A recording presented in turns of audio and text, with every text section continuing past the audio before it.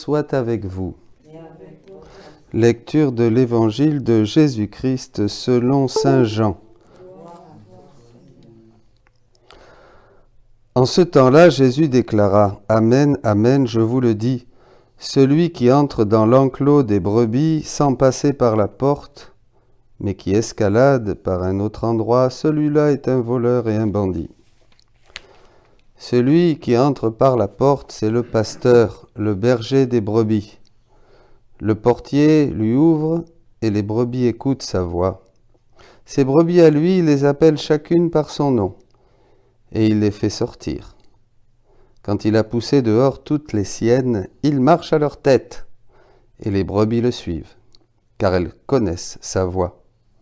Jamais elles ne suivront un étranger, mais elles s'enfuiront loin de lui, car elles ne connaissent pas la voix des étrangers.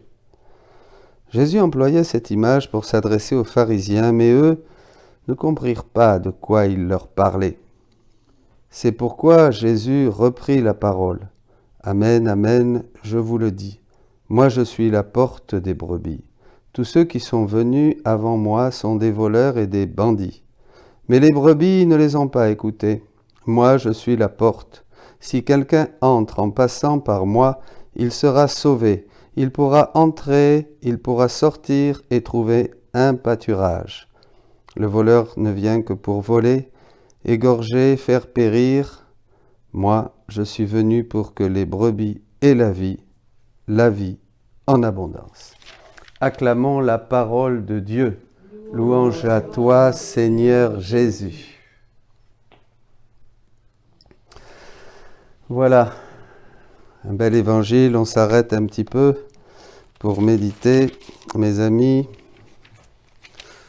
Déjà dans la première lecture, Pierre franchit une porte.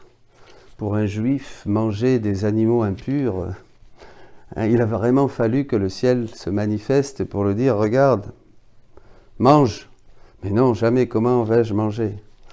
Et ensuite, une porte aussi, puisque tous les païens, tous les gentils vont être inclus et, comme ici dans le texte, cette famille va recevoir le Saint-Esprit. Donc c'est beaucoup, c'est une porte. Et quand on découvre la divine volonté, j'écoute les témoignages des uns et des autres, on franchit une porte. C'est-à-dire on franchit une porte parce qu'on entre dans une autre dimension. Alors ça paraît un petit peu, c'est des termes un peu bizarres. On rentre dans une autre dimension, on entre dans une dimension du Christ, en qui sont enfermés tous les trésors de la sagesse et de la science. On entre dans le Christ, on entre à l'intérieur du Christ. Jésus le dit là aux pharisiens d'une manière très claire. Amen, amen, je vous le dis, moi je suis la porte des brebis, tous ceux qui sont venus avant moi. Et alors, c'est vraiment Jésus la porte. Au livre 13, le 23 octobre 1921, Jésus dit à Louisa, sache que toute sainteté passe par la porte de mon humanité. Il y a des saints qui demeurent à la porte de mon humanité et d'autres qui avancent plus loin. Voilà. Les saints d'avant ont contemplé cette porte. Les saints d'avant se sont approchés de cette porte. Les saints d'avant ont contemplé l'humanité de Jésus dans l'Évangile et ont imité le Christ, pauvre, chaste, obéissant. Ils l'ont aimé, ils l'ont cherché, voyez, mais il n'était pas encore temps de rentrer à l'intérieur du Christ pour ne plus imiter le Christ selon le modèle, le témoignage qu'il nous donnait extérieur, mais l'imiter à l'intérieur, c'est-à-dire commencer à faire ce que la divinité faisait dans l'humanité de Jésus. Et ça, c'est le grand don d'aujourd'hui. Je suis la porte, dit Jésus. C'est pour ça que ce texte a une grande teneur prophétique, parce qu'il est pour ces temps. Il était aussi pour les temps de la Pentecôte, bien sûr, après la mort et la résurrection de Jésus, mais il est surtout pour ces temps parce que Jésus est la porte. Si on entre par lui, on est sauvé. Ça, c'est le salut, la grâce qui nous est donnée au baptême, la conversion et l'ouverture au don du Saint-Esprit. Convertissez-vous, faites-vous baptiser, vous recevrez le Saint-Esprit au début des Actes des Apôtres. Mais après, il dit, il pourra entrer, sortir et trouver un pâturage.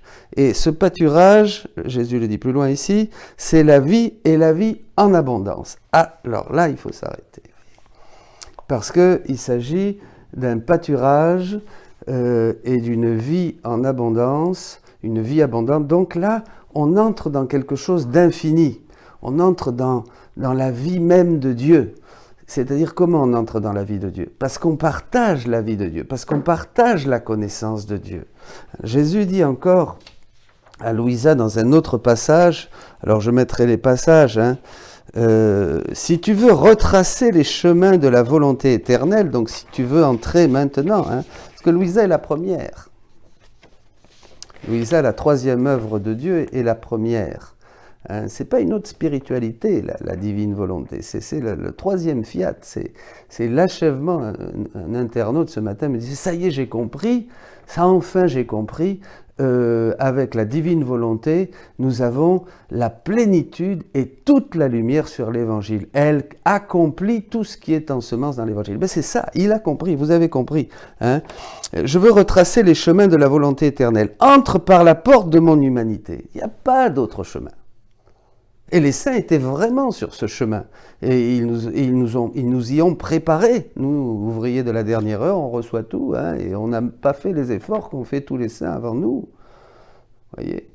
Eh bien, la porte, c'est le Christ. On ne peut pas aller à Dieu, on ne peut pas entrer dans le sein de la vie trinitaire si on ne passe pas par le Christ, par sa vie qui nous pousse à mourir et à renaître.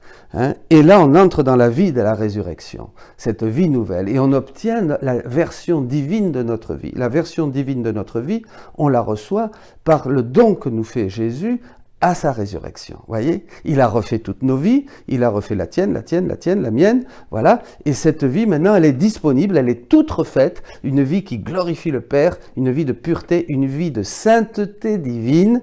Et cette vie, c'est la vie dans la résurrection, voyez. Alors, ça c'est très important. C'est la version divine de notre vie que Jésus-Christ nous a acquis par sa mort et sa résurrection. Et maintenant, par le don de la divine volonté qui en découle. Là, tu trouveras ma divinité. La divine volonté te rendra présent en état d'action tout ce que j'ai fait. Je fais et je ferai. Autant dans la création et dans la rédemption que dans la sanctification. C'est ça la vie. La vie que Dieu nous donne, c'est sa vie divine. Et qu'est-ce que c'est sa vie divine? On se pose la question. Alors c'est quoi ça? Que c'est on est chatouillé, on sent quelque chose, on a une vision particulière. Non, c'est pas ça. On fait ce que Dieu fait, c'est tout. On agit comme lui dans la création, on agit comme lui dans la rédemption, on agit comme lui dans la sanctification. On participe à toute l'œuvre de Dieu. Comment? À travers des petits actes, en étant des hommes et des femmes. Voilà. En étant des hommes et des femmes, tout est dans la foi, bien sûr. Vous voyez, mes amis, c'est extraordinaire parce que ça ne va pas changer la couleur de vos murs chez vous, ça ne va pas changer non plus les choses de la vie de tous les jours. Il va pleuvoir, il va faire beau, on va avoir chaud, on va avoir froid, mais nous entrons, vous voyez, dans une compréhension du monde créé, dans une compréhension de l'œuvre rédemptrice de Jésus-Christ et dans une compréhension de l'activité du Saint-Esprit qui achève toute sanctification. C'est ça qui est très important. Bon, voilà. Donc on entre dans la vie éternelle. On entre dans la vie même de Dieu. Il nous participe son agir. Nous sommes participants de la nature divine en agissant avec Dieu partout. Il nous fait des petits dieux. Il nous fait des petits dieux, voyez.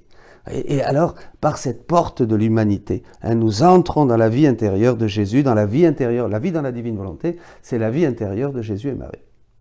Nous devenons ipso facto, comme eux, des âmes victimes, des petits co-rédempteurs, des petits saints, des petits Jésus qui vivent de la vie divine. Voilà. Et tu auras la satisfaction de pouvoir embrasser ces actes, c'est-à-dire, et de mettre en eux tes petits actes d'amour, c'est-à-dire nos petites actions de tous les jours, d'adoration et de reconnaissance. Tu les trouveras tous en acte, de se donner à toi, et tu les aimeras et prendras les cadeaux de ton Père Céleste. C'est le Père. C'est bien le Père qui nous donne en abondance cette divine volonté. C'est le désir le plus cher du Père qui s'accomplit. C'est l'œuvre qu'il avait prévue dès le début dans la création. Eh bien, ce Père nous donne Jésus-Christ. Jésus-Christ est notre Rédempteur. Il nous conduit au tombeau. C'est nous qui sommes conduits au tombeau. Il reprend nos vies, il nous conduit au tombeau.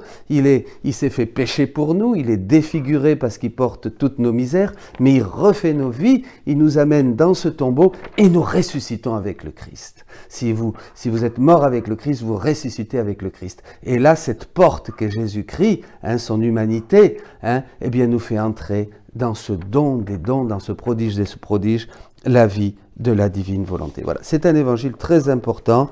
Recevons cette vie par la foi, recevez cette abondance, recevez ce bonheur, recevez ce ciel ouvert, et maintenant, œuvrons avec Jésus, faisons les œuvres de Dieu, puisqu'il nous a dit, vous ferez les œuvres que je ferai, que je fais.